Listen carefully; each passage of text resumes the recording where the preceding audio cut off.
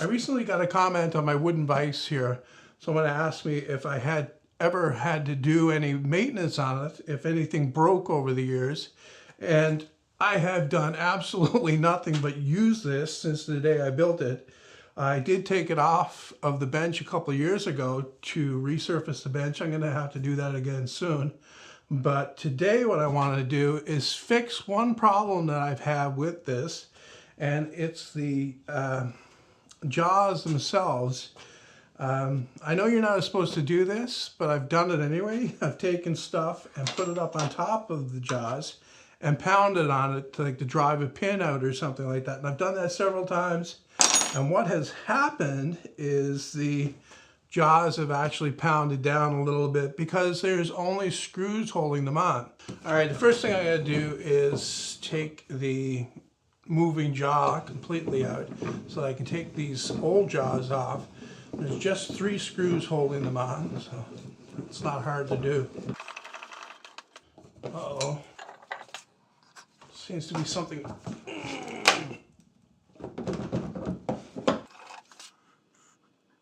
Oh, I see. I see. I can't. I can't take it out all the way because the thing is in here and it hits that, the nut, I guess you could say. That's inside there. How do I guess I'm gonna have to do it from here. I got a screwdriver bit, or a screwdriver that's short enough actually, that I can get in there and kind of work with it. This is not really ideal, that's for sure. What I could do is, what I'm gonna do is I'm gonna break that out. I'm gonna let that come out the back there because it's not really needed. It's this part right here and it goes in and it hits the other thing. So I'm just gonna do a little bit of chisel surgery, I guess you could say. And bust that out. See? See how easy that is?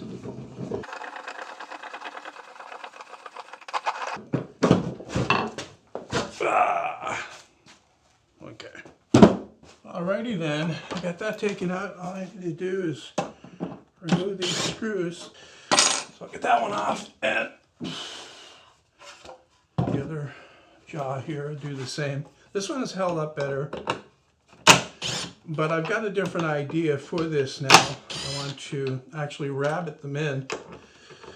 Before that, I want to fix another minor problem, and that's the alignment of the jaws. When I built this a few years ago, I made a video while I was doing it. So whenever you're making a video of something, you always wind up not doing your absolute best work because you have to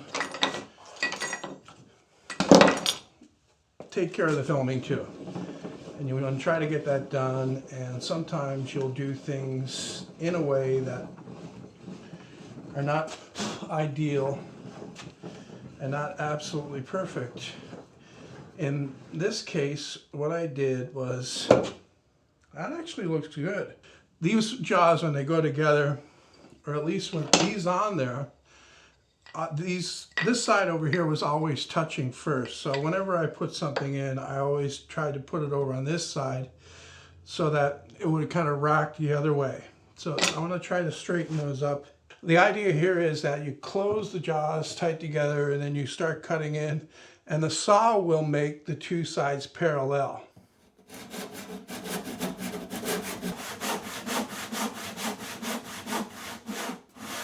All right, that looks a lot better. I'm going to double check it just to make sure. Not necessary to use calipers for this, but they were handy. They're right there on the tool board. So, all right, they are the same. So that should fix that.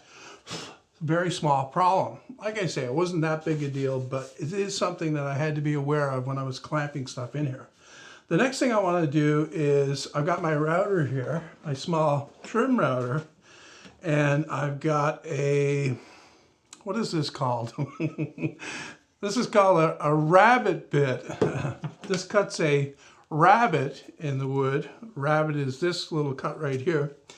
And I'm going to cut this in both jaws, and the idea is that I'll be able to make the new jaws so they're kind of L-shaped and they'll sit in that rabbet.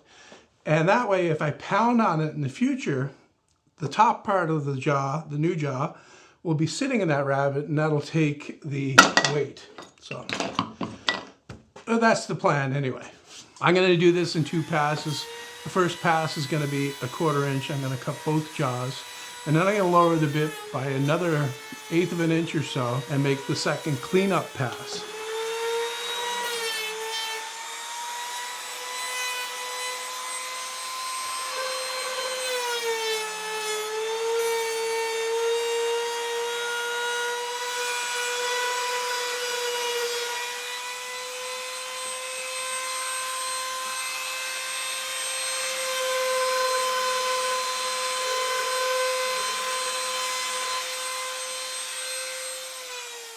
To make the jaws, I'm going to go to my scrap wood closet over here, and mostly what I have is maple, and I could use that. It's perfectly fine. That's what the old ones were. It wasn't a problem with the material itself. It was the attachment to the jaws, but I think I want it to stand out a little bit, so I've got a small piece of walnut here. I don't think this is long enough though. But I've got a piece of sapele here. I don't know if that's long enough. If I can get 2 pieces out of this, I should measure it and see. This is kind of softer than I would want though, and it splits easily, it seems like. So, I don't know, maybe I'll just go, well, I've got a bigger piece here. Maybe I'll just go with the maple again. This is a piece that was part of an old mirror that I made many years ago, and I took it apart. And it's got some finish on here, but I can cut all that off. The main thing is that I can get at least 1 inch thick out of this because I need a piece that'll fit in that rabbet as well. The original jaws were 1.5 inches high and 3/4 of an inch thick. I want to make these thicker, but I also want to make them a little bit taller as well. First off, I want it to stick up a little bit higher on the vise. And also I want to have more meat up on top. So I've got the sauce set to 2 1/8, and I think that'll clear this biscuit. It's over on this side over here. Now I've moved the fence over to 1 7/8, and I'll make another cut. And this will define how tall each jaw will be. And then I'm going to reset the saw to 1 3/8 and make a cleanup cut on one side, and then reset the fence again to 1 1/8 and cut the other side.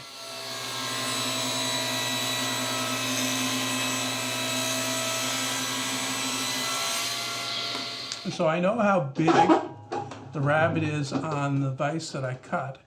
First cut I'm going to make leaves about 3/4 of an inch up on the top, so I'm going to set my fence to that so I can make that cut.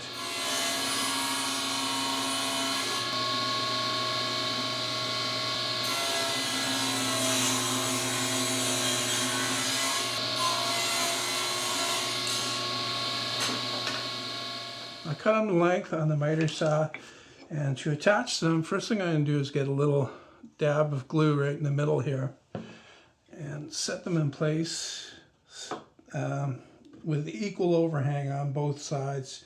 Just doing that by eye, I'm not measuring.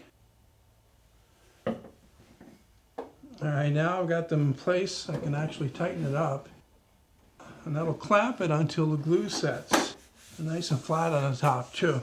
I gave the glue about a half an hour to dry, and I've taken the moving jaw out again. I've got my drill here with a 1/2 inch bit in, and I'm gonna drill a countersink, a counter bore actually, exactly the same as this.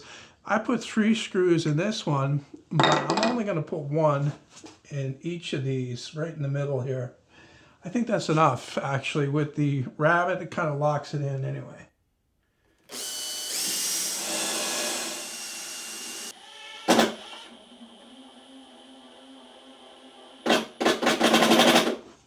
Okay, that one looks pretty good. Do the other one here in the same way. I drill counterbores because I'm using regular flat washers to spread the load that the screw is pushing in on. I can put it back in. Okay, it looks really good. The last thing that I've been doing here is knocking the really sharp edges off with the block plane and the sanding block here, just to make it a little bit more friendly to the touch.